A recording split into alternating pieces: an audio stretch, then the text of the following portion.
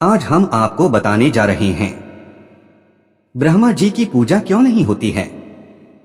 आपके मन में कभी भी ये सवाल जरूर आया होगा। इस लेख में इसी का जवाब पता लगाने वाले हैं। इसके साथ ही ब्रह्मा जी की पूजा करने से क्या होता है, इस पर भी चर्चा करने वाले हैं। आप सब जानते ही हैं, धर्म ग्रंथों और पुराणों के अनुसार ब्रह्मा, विष्णु और शिव को सृष्टिकर्ता, पालनकर्ता और संहारकर्ता माना जाता है।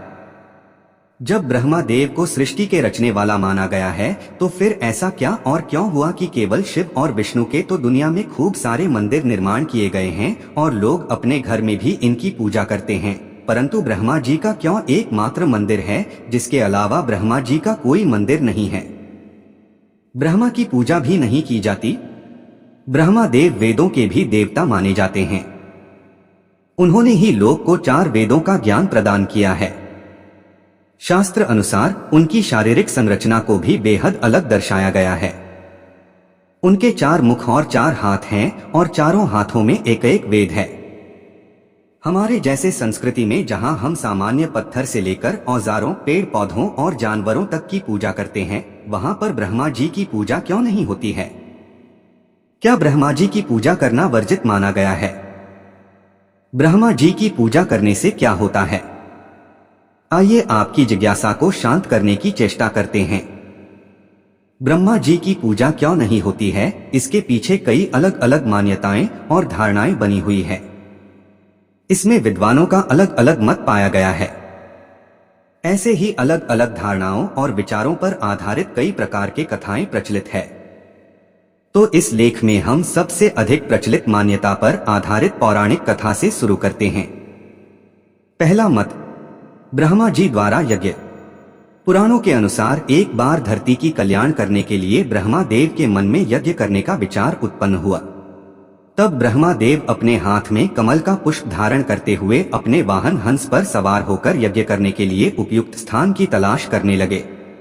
उसी समय एक स्थान पर उनके बाह से निकले हुए कमल का वो पुष्प गिर गया।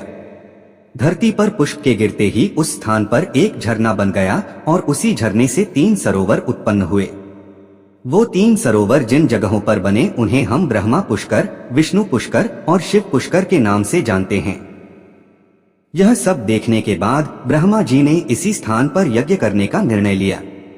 पुराणों में कहा जाता है कि ब्रह्मा जी का हाथ से जिस जगह पर पुष्प गिरा था वहीं पर उनका मंदिर बनवाया गया। अभी यह मंदिर राजस्थान के पुष्कर में स्थित है, जिसे पुष्कर धाम या पुष्कर मंदिर कहा जाता है। तो कथा के अनुसार ब्रह्मा देव यज्ञ की पूरी तैयारी करके यज्ञ करने पहुंचे और इस दौरान अन्य सभी देवी देवताओं भी यज्ञ स्थल पर पहुंच गए थे।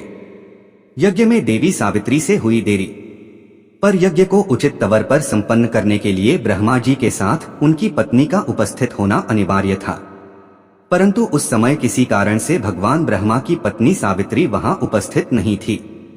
शुभ मुहूर्त का समय बीतता जा रहा था। उनकी पत्नी सावित्री यज्ञ स्थल पर ठीक समय पर पहुंच नहीं पाई। वक्त निकलता जा रहा था, पर सावित्री देवी का उस समय तक कुछ पता नहीं चल रहा था।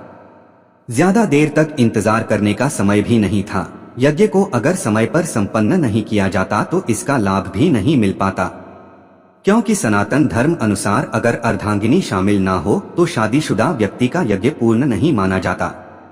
ब्रह्मा जी ने कर लिया दूसरा विवाह। तब कोई उपाय न सूझकर ब्रह्मा जी ने उस दौरान उसी स्थान में रहने वाली गायत्री नाम की स्त्री से विवाह कर लिया और यज्ञ को पूरा किया। गायत्री कौन थी, इस पर ऐसा भी बताया गया है कि गायत्री देवी को ब्रह्मा देव ने नंदिनी गाय के मुख से प्रकट किया था। देवी सावित्री ने दिया श्राप, पर यज्ञ शुरू होते ही थोड़ी ही देर बाद जब देवी सावित्री वहां पहुंची तब उन्होंने अपनी स्थान पर किसी और स्त्री को ब्रह्मा देव के पास बैठा हुआ देख लिया। यह सब देखकर सावित्री देवी बहुत क्रोधित हो गईं और उन्होंने ब्रह्मा जी को उसी वक्त यह श्राप दे दिया कि जिसने यह सारा सृष्टि की रचना की, संपूर्ण सृष्टि में उसी की कहीं पूजा नहीं की जाएगी। इस संपूर्ण संसार में उनकी कभी पूजा नहीं की जाएगी और कोई भी पूजा के समय में ब्रह्मा जी को याद नहीं करेगा। उस वक्त सावित्री देवी को इतने क्रोध में देखकर सारे देवी देवता डर गए थे। सभी देवताओं ने सावित्री देवी को समझाया। देवताओं ने उन्हें अपना श्राप को वापस लेने के लिए अनुरोध किया। जब माता सावित्री का क्रोध शांत हुआ तब उन्होंने कहा कि जिस स्थान में ब्रह्मदेव ने यज्ञ किया है केवल उसी स्थान पर उनका मंदिर होगा, अर्थात पुष्कर को छोड़कर पूरे विश्व में और किसी स्थान पर भगवान ब्रह्मा का कोई मंदिर नहीं स्थापित होगा और ब्रह्मा जी की पूजा नहीं की जाएगी। मां सावित्री ने ये भी कहा कि जो कोई भी मंदिर स्थापना करेगा उस व्यक्ति का सर्वनाश हो जाएगा। इस श्राप के वजह से ब्रह्मा जी का एकमात्र मंदिर पुष्कर में है और इस कारण ही ब्रह्मा जी की पूजा नहीं की जाती है। वैसे तो पुष्कर के अलावा भी ब्रह्मदेव के कई मंदिर हैं, लेकिन वहां उनकी पूजा नहीं होती। मां सावित्री के श्राप के कारण ब्रह्मा के भक्तों की पूजा पुष्कर में आकर ही सफल हो सकती है। तो इस कथा के अनुसार मां सावित्री के श्राप के कारण ब्रह्मा जी की पूजा नहीं होती। दूसरा मत, ब्रह्मा जी ने बोला झूठ। दूसरा धारणा अनुसार यह माना जाता है कि एक बार शिव जी ने भगवान विष्णु और ब्रह्मा को ब्रह्मांड की थाह लेने के लिए भेजा था, पर उस समय ब्रह्मा ने वापस आकर शिव जी से मिथ्या वचन कहा था और इस कारण ही ब्रह्मा देव को उनकी पूजा न किए जाने की श्राप मिल गई। तो इस कथा के अनुसार शिव जी के श्राप के कारण ब्रह्मा जी की पूजा नहीं होती। तीसरा मत, ब्रह्मा जी थे मनमोहक। एक और मत अनुसार यह माना जाता है कि जगत पिता ब्रह्मा देव सुंदर और मनमोहक थे। तब ब्रह्मा देव के रूप देखकर मोहिनी नाम की स्वर्ग की एक अप्सरा उन पर मोहित हो गई और उनसे मन ही मन में प्रेम करने लगी थी। अप्सरा मोहिनी हुई ब्रह्मा जी पर आकर्षित। एक दिन जब ब्रह्मा जी समाधि में मग्न थे तब मोहिनी उनके समीप जाकर बैठ गई। जब ब्रह्मा जी की ध्यान टूटी तो उन्होंने अपने पास बैठी मोहिनी से स्वर्ग का त्याग करके अपने समीप बैठने का कारण पूछा। मोहिनी ने ब्रह्मदेव को बताया कि वो उनसे प्रेम करने लगी है और ब्रह्मदेव उसका प्रेम को स्वीकार कर लें। ब्रह्मदेव ने मोहिनी को बहुत समझाने की कोशिश की पर वह मानी नहीं। ब्रह्मा जी की बातों को बिना सुने मोहिनी उन्हें रिझाने की कोशिश करती रही। इसी वक्त वहां से होकर सप्तऋषियां कहीं जा रहे थे। उन्होंने ब्रह्मा जी के निकट अप्सरा को देखा तो आश्चर्यचकित हो गए। ऋषियों ने ब्रह्मदेव से इसका कारण पूछा तो उन्होंने यह बोला कि अप्सरा नृत्य करते थक गई थी, इसलिए पुत्री भाव से उनके समीप बैठकर विश्राम कर रही है। सप्तऋषि को वहां से चले जाने के बाद मोहिनी को इस बात को लेकर क्रोध आया कि ब्रह्मदेव ने सच नहीं कहा बल्कि इसके विपरीत उसे पुत्री की स्थान में भी रख दिया। मोहिनी ने दिया श्राप। तब मोहिनी ब्रह्मा जी से कहने लगी कि ब्रह्मा जी को अपने आप पर नियंत्रण करने का बड़ा अभिमान है, तभी उन्होंने उसके प्रेम को ठुकराया।